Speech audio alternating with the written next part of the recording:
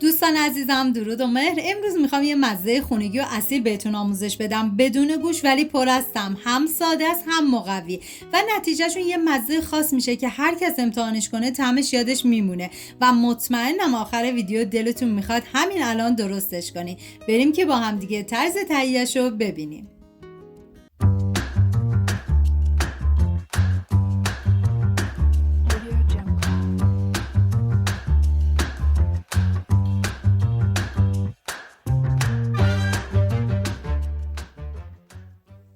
130 گرم عدس معادل 1 لیوان سرپر از شب قبل خیس کنید و بهتره که از عدس ریز استفاده کنید چون خیلی طعم این غذا رو خوشمزه تر میکنه. بریزید داخل قابلمه، مقداری آب بهش اضافه کنید، زمان بدید تا عدس بپزه. 3 عدد بادمجان و 1 عدد فلفل دلمه قرمز نیاز داریم که باید حتما کبابیشون کنیم. من اول بادمجون رو کبابی میکنم و بعد از اون فلفل دلمه قرمز رو. 2 عدد پیاز رو به صورت نگینی ریز کنیم و بهتون پیشنهاد میکنم اگر عاشق طعم‌های جدید و فوق‌العاده خوشمزه هستین حتما این مزه عدس بادمجون امتحان کنین که مطمئنم هر کی بخوره عاشقش میشه.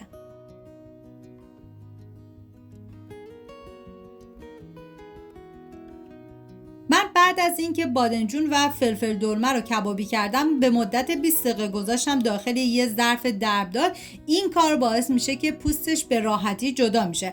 حتی شما میتونید داخل نایلون بذاری و سرش رو ببندید و بعد از 1 ربع الی 20 دقیقه پوستش به راحتی جدا میشه. 2 حب سیر رو با دنده ریز رنده کنید. داخل تابه من مقداری روغن کنجد ریختم. شما از هر نوع روغنی که دوست داشتین میتونین استفاده کنید. پیازی که ریز کردم و میریزم داخل تابه.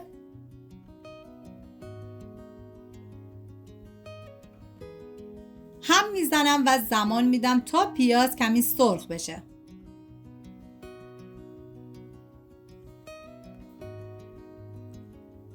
نوبت اضافه کردن ادویه هست، شامل نمک، فلفل سیاه، زردچوبه، پودر تخم گشنیز. هم میزنم و میذارم ادویه ها تف بخورن و عطر ادویه ها آزاد بشه.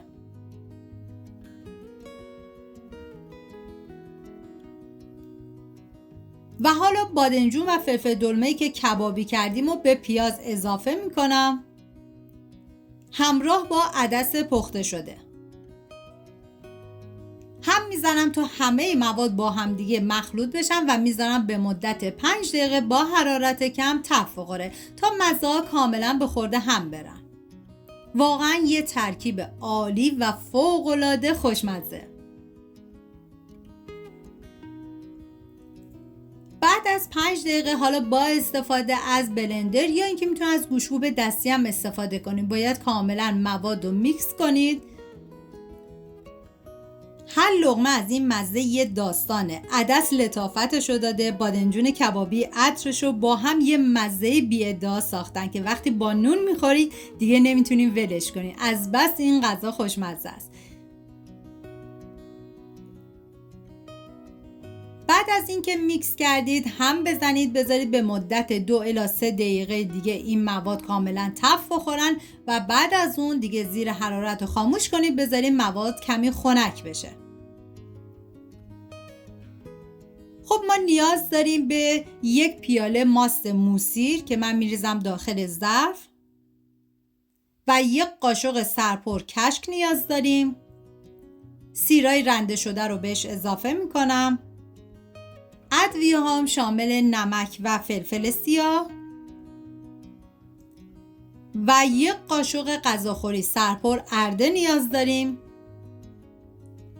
زست لیمو ترش و آب 1 عدد لیمو ترش تازه. 1 قاشق غذاخوری هم نعنا. حالا همه این مواد رو با هم دیگه مخلوط میکنم. و بادمجون کبابی رو گذاشتم کمی خنک شد و بعد از اون میریزم داخل ظرف و با بقیه مواد مخلوطشون میکنم و بعد از اون باید بذارید به مدت 1 ساعت داخل یخچال تا مزه کاملا به خورد هم برن و بعد به هر روشی که دوست دارید میتونید تزیین کنید.